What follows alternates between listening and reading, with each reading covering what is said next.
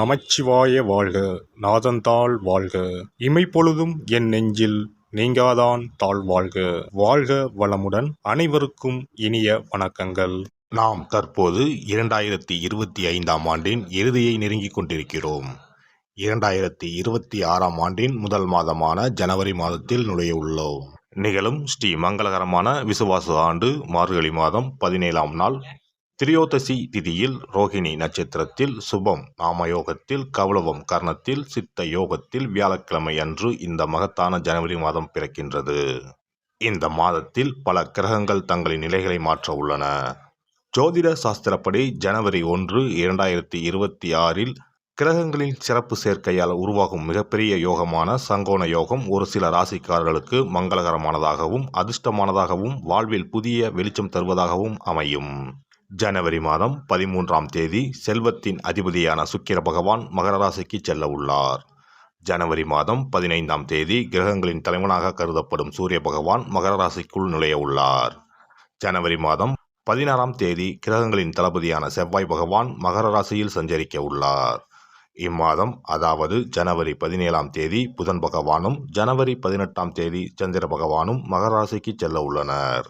இவ்வாறு ஜனவரி மாதத்தில் கிரகங்கள் தங்களின் ராசியை மாற்றுவதால் அதன் தாக்கம் அனைத்து ராசிக்காரர்களின் வாழ்க்கையிலும் காணப்படும். குறிப்பாக சில ராசிக்காரர்களுக்கு அதிர்ஷ்டம் பிரகாசிக்கப் போகிறது. இதன் விளைவாக தொழில் மற்றும் வணிகத்தில் நல்ல முன்னேற்றம் ஏற்பட போகிறது. அதே சமயம் ஆரோக்கியமும் சிறப்பாக இருக்கப் போகிறது. மேலும் சில ராசிக்காரர்களுக்கு கண்டமும் காத்திருக்கிறது. உயிர் போகும் ஆபத்து கூட வரலாம். எச்சரிக்கையாக இருக்கவும். யமனே எதிரில் வந்தாலும் சிவனின் அருள் இருந்தால் எதிலும் வெற்றி பெறலாம். சிவ வழிபாடு கர்ம வினைகளை அளிக்கும். இந்த கிரகங்களின் பெயர்ச்சியால் இம்மாதம் உங்கள் வாழ்வில் நடக்க இருக்கும் சுப மற்றும் அசுப பலன்கள் என்ன என்பதனையும், அசுப பலன்கள் ஏற்படுமாயின் ராசிக்காரர்கள் செய்ய வேண்டிய பரிகாரம் என்ன, வழிபட வேண்டிய தெய்வம் யார் என்பதனை பற்றியும் விரிவாக காண்போம். பிறக்கப் போகும் இம்மாதத்தில் உங்கள் வாழ்வில் வளமும் நலமும் செல்வ செழிப்பும் பெற்று வாழ்வின் உயரிய நிலையை அடைய எல்லாம் வல்ல எம்பெருமானை வேண்டி விரும்பி கேட்டுக்கொள்கிறேன். கடின உழைப்பினால் மட்டுமே வாழ்வில் வளம் பெறும் கன்னிராசி அன்பர்களே, நீங்கள் உணவிற்கு முக்கியத்துவம் அளிப்பவர்கள். இந்த மாதம் எதிலும் கவனமாக இருப்பது நன்மை தரும். சுக்கிர பகவானின் சஞ்சாரம் பணவரத்தை அதிகப்படுத்தும். பேச்சின் இனிமை சாதுரியம் இவற்றால் எடுத்த காரியங்கள் கைகூடும். புண்ணிய காரியங்களில் நாட்டம் அதிகரிக்கும். தந்தையுடன் வீண் வாக்குவாதங்களை தவிர்ப்பது நல்லது. அவரை அனுசரித்து செல்வது மிக நல்லது. பூர்வீக சொத்துக்கள் மூலம் வரவேண்டிய லாபம் தாமதப்படும். தொழில் வியாபாரத்தில் எதிர்பார்த்த லாபம் பெற கடினமாக உழைக்க வேண்டியிருக்கும். புதிய ஆர்டர்கள் கிடைப்பதில் தாமதம் உண்டாகும். உத்தியோகத்தில் இருப்பவர்கள் கூடுதலாக உழைக்க வேண்டியிருக்கும். முயற்சிகள் எதிர்பார்த்த பலன் தராமல் போகலாம். வீண் அலைச்சல்கள் உண்டாகலாம். குடும்பத்தில் இருப்பவர்கள் உங்களின் ஆலோசனைகளை கேட்டு எதையும் செய்வார்கள். கணவன் மனைவிக்கு இடையே இருந்து வந்த பிரச்சனைகள் நீங்கும். பிள்ளைகளுடன் அனுசரித்து செல்வது நல்லது. பெண்களை பொறுத்தவரை எதிலும் முழு கவனத்துடன் ஈடுபடுவது நன்மையை தரும். பணவரத்து எதிர்பார்த்தபடி இருக்கும். கலைத்துறையினர் மற்றவர்களுக்கு உதவ போய் வீண் பலிகளை ஏற்பர். கவனம் தேவை. தொழில் தொடர்பான அலைச்சல்கள் அதிகரிக்கும். ஆனால் பணவரத்து திருப்திகரமாக இருக்கும். மற்றவர்களின் கருத்துக்களுக்கு மதிப்பு கொடுப்பது நன்மை தரும். அரசியல் துறையினருக்கு கூடுதல் பணி சுமையை ஏற்க வேண்டி இருக்கும். மேலிடத்தில் உங்களது கருத்துக்களை தெரிவிக்கும் போது கவனமாக பேசுவது நல்லது. வீண் அலைச்சல் தடை தாமதம் ஏற்படலாம். கவனம் தேவை. புதிய முயற்சிகளை தள்ளி போடுவது நல்லது. மாணவர்களுக்கு கல்வியில் வெற்றி பெற அதிக ஈடுபாட்டுடன் படிப்பது நன்மையை தரும். வீண் அலைச்சல்கள் ஏற்படலாம். நட்சத்திர பலன்கள் உத்திரம் 2, 3, 4ஆம் பாதங்கள். இந்த மாதம் வீண் கவலை ஏற்பட்டு நீங்கும். உடல் ஆரோக்கியத்தில் கவனம் தேவை. உங்களது சொத்து தொடர்பான விவகாரங்களில் தாமதம் ஏற்படும். பக்தியில் நாட்டம் அதிகரிக்கும். நெருங்கிய நண்பர்களிடம் மனஸ்தாபம் ஏற்படலாம். அஸ்தம் நட்சத்திரம். இந்த மாதம் தொழில் வியாபாரத்தில் ஈடுபட்டு இருப்பவர்கள் பார்ட்னர்கள் மற்றும் வாடிக்கையாளர்களிடம் அனுசரித்து செல்வது நன்மையை தரும். உத்தியோகத்தில் இருப்பவர்கள் வேலைப்பளு ஏற்பட்டாலும் எப்படியாவது செய்து முடித்து விடுவீர்கள். சக ஊழியர்களின் ஒத்துழைப்பும் இருக்கும். சித்திரை 1, 2ஆம் பாதங்கள். இந்த மாதம் குடும்பத்தில் இருப்பவர்களுடன் ஏதாவது ஒரு வகையில் வாக்குவாதம் உண்டாகும். கணவன் மனைவிக்கு இடையே சிறு சிறு மனஸ்தாபம் உண்டாகும். சகோதரர்களிடம் கருத்து வேற்றுமை ஏற்படலாம். வெளியூர் பயணங்கள் செல்ல வேண்டி இருக்கும். புதன் கிழமையில் அருகில் இருக்கும் காவல் தெய்வத்தை வணங்க மனதில் இருந்த குழப்பம் நீங்கி நிம்மதி உண்டாகும். கடன் பிரச்சனைகள் தீரும். சிறப்பு தொகுப்பு. கண் திருஷ்டிகள் அகன்று தடைப்பட்டு கொண்டிருக்கும் காரியங்கள் நிறைவேற செய்ய வேண்டிய பரிகாரம் என்ன என்பதனை பற்றி காண்போம். வாழ்க்கையில் நல்ல நிலையில் இருந்தவர்கள் கூட திடீரென்று பொருளாதாரம் இழந்து மன கஷ்டங்களுடன் வாழும் நிலை ஏற்படும். இந்த நிலை எதனால் ஏற்பட்டது என்று ஆராய்ந்து பார்த்தால் பெரும்பாலும் அவர்களின் மீதான கண் திருஷ்டிதான் காரணமாக இருக்கும்.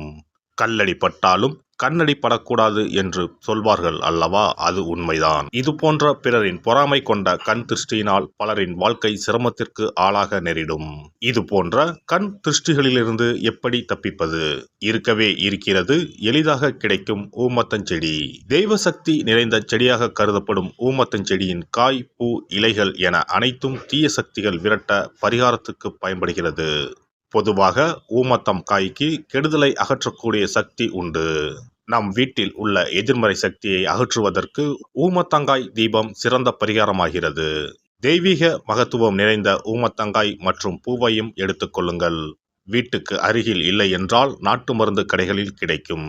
இந்த 2 பொருட்களையும் மஞ்சள் தண்ணீரை கொண்டு நன்றாக கழுவி விடுங்கள்.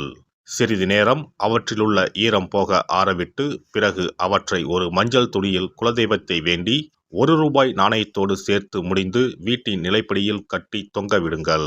இந்த முடிச்சை வெள்ளிக்கிழமை அல்லது ஞாயிற்றுக்கிழமைகளில் தயார் செய்து வாசல் படியில் கட்டுவது சிறப்பு. தினமும் வீட்டில் தீபம் ஏற்றி காண்பிக்கும் போது இந்த முடிச்சுக்கும் காண்பிக்கவும். இதேபோல் ஊமத்தம் இலைகள் கிடைத்தால் அந்த இலைகளை சுத்தமான மஞ்சள் தண்ணீரில் கழுவிவிட்டு அவற்றை கொண்டு வீட்டில் இருக்கும் விநாயகருக்கு திங்கள் கிழமைகளில் தொடர்ந்து அர்ச்சனை செய்து வர வேண்டும். ஊமத்தம் பூவையும் விநாயகருக்கு சூட்டலாம். 3 வாரங்கள் தொடர்ந்து திங்கள் கிழமைகளில் விநாயகருக்கு ஊமத்தை இலையால் அர்ச்சனை செய்து ஊமத்தம் பூவை சூட்டி வழிபட்டால் வீட்டில் உள்ள கெட்ட சக்தி நடமாட்டம் மற்றும் கண் திருஷ்டிகள் தீரும். ஊமத்தம் செடியும் சிவபெருமானுக்கு உகந்த இலை ஆகும். இந்த ஊமத்தங்காய் வைத்து சிவபெருமானுக்கு தீபம் ஏற்றி வழிபடுவதன் மூலம் நமது பிரச்சனைகளில் இருந்து எளிதாக விடுபட முடியும். முதலில் 2 ஊமத்தங்காய்களை எடுத்துக்கொள்ள வேண்டும். அவற்றின் மீது முட்கள் இருப்பதால் மிகவும் கவனமாக கையாள வேண்டும். ஊமத்தங்காயின் காம்பு பகுதிகளை வெட்டி கொண்டு கத்தியை பயன்படுத்தி ஊமத்தங்காயின் உள்ளே இருக்கும் விதை பகுதியை முழுவதுமாக நீக்கிவிட வேண்டும். பின்னர் 2 அகல் விளக்குகள் மற்றும் விளக்கு வைப்பதற்கான 2 தட்டுகளை எடுத்து சுத்தம் செய்து அவற்றிற்கு மஞ்சள் குங்குமம் பொட்டு வைத்துக் கொள்ள வேண்டும். பின்னர் 2 தட்டின் மீதும் ஒவ்வொரு அகல் விளக்கை வைத்துக் கொள்ள வேண்டும். அதன் பிறகு எப்போதும் பூஜை செய்வதற்கு வைப்பது போன்ற வெத்தலைப்பாக்கு, பழம் போன்றவற்றை வைத்துவிட்டு 2 விளக்குகளையும் ஏற்றி சிவபெருமானை மனதார வேண்டிக் கொள்ள வேண்டும். எனக்கு இருக்கும் பிரச்சனைகள் அனைத்தும் தீர்ந்து இன்பமான வாழ்க்கை கிடைக்க வேண்டும் என வேண்டிக் கொள்ள வேண்டும். இந்த பூஜையை வெள்ளிக்கிழமை அன்று தொடங்கினால் தொடர்ந்து 9 வெள்ளிக்கிழமைகள் செய்ய வேண்டும். ஊமத்தங்காயின் மீது எவ்வாறு முட்கள் இருக்கிறதோ அதுபோல நமது வாழ்க்கையில் இருக்கும் முட்கள் போன்ற பிரச்சனைகளை அவை தீர்த்து வைக்கின்றன. இந்த பூஜையை நாம் தொடர்ந்து செய்து வருவதால் நம் மீது இருக்கும் கண் திருஷ்டிகள் அகன்றுவிடும். தீராத துயரங்கள் தீர்ந்துவிடும். பணம், நகை நம்மிடம் பெருகி வரும். சிலருக்கு கையில் சுத்தமாக பணம் இருக்காது. வறுமை தாண்டவமாடும். கடன் தொல்லையால் கஷ்டப்படுவார்கள். பண பிரச்சனையில் சிக்கி கொண்டிருப்பவர்கள் இந்த தீபத்தை ஏற்றினால் 3 வாரங்களில் நல்ல பலனை பெற முடியும். தொழிலில் நல்ல முன்னேற்றம் இருக்கும். கடன் பிரச்சனைகள் தீரும். உறவினர்களிடையே பகைமை இருந்தால் அவையும் மறைந்துவிடும். நோய்வாய் உள்ளவர்கள் இந்த தீபத்தை ஏற்றுவதன் மூலம் நல்ல பலனை பெற முடியும். பொதுவாகவே எந்த பரிகாரம் என்றாலும் அதை முழு நம்பிக்கையுடன் செய்தால் மட்டுமே முழு பலன் கிடைக்கும் என்பதை நினைவில் கொள்ளுங்கள். எல்லாம் வல்ல இறையருளால் நீங்களும் உங்கள் அன்பு குடும்பமும் உடல் நலம், நீலாயுள், நிறை செல்வம், உயர் புகழ், மெய்ஞானம் ஓங்கி வாழ்க வளமுடன். இந்த வீடியோ பதிவு உங்களுக்கு பிடித்திருந்தால் லைக் பண்ணுங்க, கமெண்ட் பண்ணுங்க, ஷேர் பண்ணுங்க. மறக்காம சப்ஸ்கிரைப் பண்ணுங்க. பக்கத்துல இருக்கிற பெல் பட்டனை கிளிக் பண்ணுங்க. நன்றி, வணக்கம்.